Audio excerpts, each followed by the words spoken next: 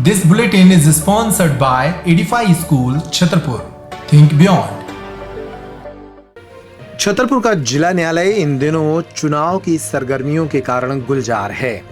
यहाँ पर आने वाले दिनों में बार संघ के चुनाव होने हैं, इसलिए स्थानीय स्तर पर मुद्दे उठाए जा रहे हैं और पदाधिकारी अपने दावेदारी करने के साथ साथ वादे भी करने में जुटे हैं।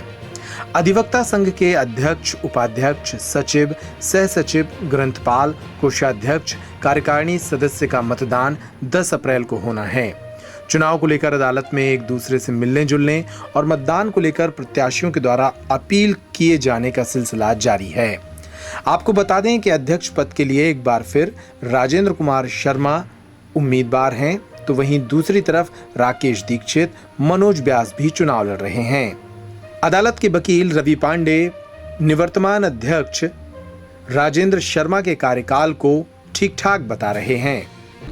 हमारे जिला अधिवक्ता संघ में जो मूल मुद्दे हैं, एक सबसे बड़ी समस्या है वकीलों और पक्षकारों के बैठने की व्यवस्था। जो विगत कई सालों से वकीलों की संख्या प्रतिदिन बढ़ रही है और केसों की संख्या प्रतिदिन बढ़ रही है, इस कारण से पक्षकारों के बैठने और वकीलों के बैठने के लिए पूर्ण रूप से व्यवस्था नहीं है।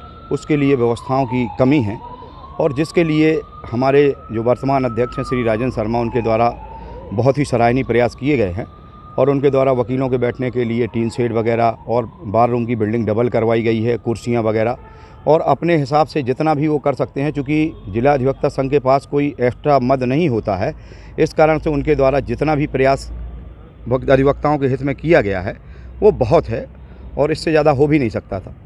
हमारे जिला न्यायालय में महत्वपूर्ण कमी है। अभी अधिवक्ताओं के बैठने की व्यवस्था नियमित रूप से जो अधिवक्ता आते हैं और पक्षकार आते हैं उनके रुकने के लिए कोई बिल्डिंग नहीं है। अधिवक्ताओं के बैठने के लिए पूर्ण रूप से सुविधाजनक चैम्बर नहीं है जैसा कि अन्य ज़िलों में हैं, और नवीन बिल्डिंग हमारे यहाँ हमारे जो वर्तमान अध्यक्ष हैं उनके द्वारा स्वीकृत कराई गई है और उसका काम लग जाएगा तो काफ़ी मात्रा में यहाँ स्पेस हो जाएगा और वकीलों के बैठने की व्यवस्था हो जाएगी। हालाँकि उनके द्वारा विगत 2 वर्षों में हमारे अधिवक्ता संघ में बहुत महत्वपूर्ण सराहनीय कार्य किए गए हैं और अधिवक्ताओं की सुख सुविधा का ध्यान रखा गया है और किसी भी अधिवक्ता के साथ किसी भी प्रकार की कोई घटना या किसी प्रकार की उसको परेशानी होती है तो उसके लिए कंधे से कंधा मिला के उनके द्वारा संघर्ष किया गया है और इसी मुद्दों को लेकर वो इस बार फिर से पुनः बार में चुनाव लड़ रहे हैं। कुछ वकील हैं जो अब भी अदालत परिसर में मौजूद अनेक समस्याओं का मुद्दा उठा रहे हैं।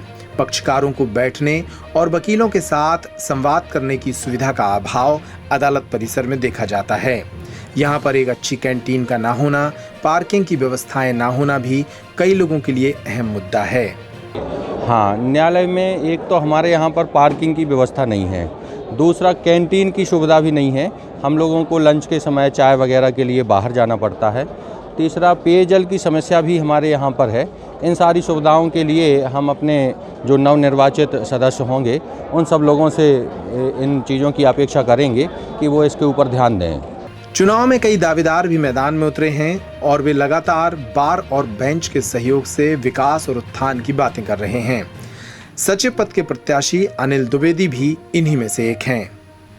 यदि मुझे यहाँ के वकीलों का आशीर्वाद मिलता है और मैं इस पद पे आता हूँ तो मैं सबसे पहले अपने जूनियर साथी अधिवक्ताओं के लिए एक लाइब्रेरी का अच्छा सा निर्माण करवाएंगे और उसमें पुस्तकें मंगवाएंगे ताकि वो लोग उसमें अध्ययन कर सकें। सभी अधिवक्ता साथियों के बुरे समय में खड़े रहेंगे, बार के विकास का हर संभव प्रयास करेंगे और किसी भी हमारे अधिवक्ता साथी के यदि बुरा समय आता है तो उसके साथ हम कंधे से कंधा मिलाकर खड़ेंगे, बार की गरिमा को मेंटेन करेंगे, बार और बेंच में संबंधों का प्रयास करेंगे और सभी अधिवक्ता साथी एक साथ मिलकर अपनी बार का विकास करेंगे। निवर्तमान अध्यक्ष राजेंद्र शर्मा भी वर्तमान अध्यक्ष पद के लिए दावेदार हैं और नए मुद्दों के साथ चुनावी मैदान में उतरे हैं। मैं 2018 में अध्यक्ष बना था न्यायालय में, तब से लेकर अभी तक मेरे द्वारा बार रूम का डबल स्टोरी का निर्माण कराया गया था 20 लाख की लागत से, जो कि माननीय प्रहलाद पटेल जी से हमने पैसे लिए थे। इसके बाद में बार रूम में हमने 200 कुर्सियाँ की व्यवस्था की, पहले एक भी कुर्सी नहीं थी, और लाइब्रेरी की स्थापना की हमने। लाइब्रेरी का रेनोवेशन कराया, पुस्तकें खरीदी, अलमारियाँ खरीदी, 3 कंप्यूटर हमने खरीदे और जब मैंने चार्ज लिया था उस समय हमको लगभग 3 लाख रुपए चार्ज में मिले थे। ये हमारी 70 साल पुरानी बार है जिसमें 3 लाख रुपए हमें मिले थे, परंतु मैंने अपने 2 साल के कार्यकाल में 13 लाख रुपए की वसूली की है और संघ को अब फ़ायदा कराया है। इस समय हमारे पास में 5 लाख रुपए की बार संघ के नाम से एफडी है और 5 लाख रुपए जिला अधिवक्ता संघ का जो अकाउंट है उसमें जमा हुआ है और शेष मेरी आगे की जो व्यवस्थाएं हैं वो मैं अब जो चुनाव लड़ रहा हूं, मेरा मुद्दा ये है कि जो हमारा जिला न्यायालय की बिल्डिंग बहुत पुरानी है, करीब 70 साल पुरानी है, उसको अभी पिछली फरवरी में हमने चीफ जस्टिस साहब को बुलाया था यहाँ जिला न्यायालय में।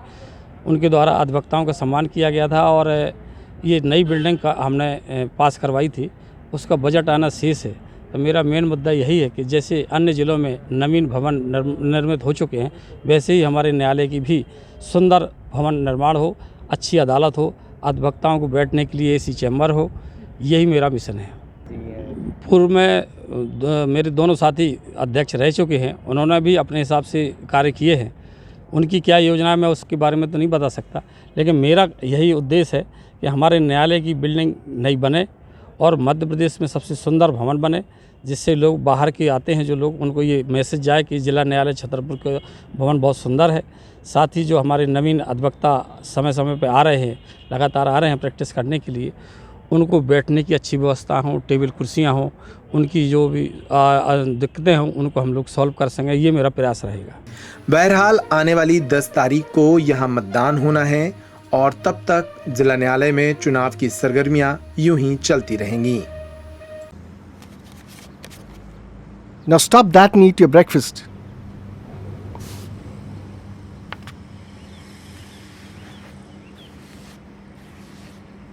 अरे अरे रिलैक्स डैड, ये बटर स्टिक है, मैंने बनाई है ताकि नाइफ यूज ना करना पड़े।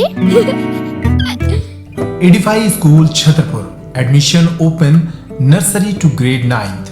Contact us 9399496249। एडिफाई स्कूल, ब्लेड चौका, सागर रोड, छतरपुर।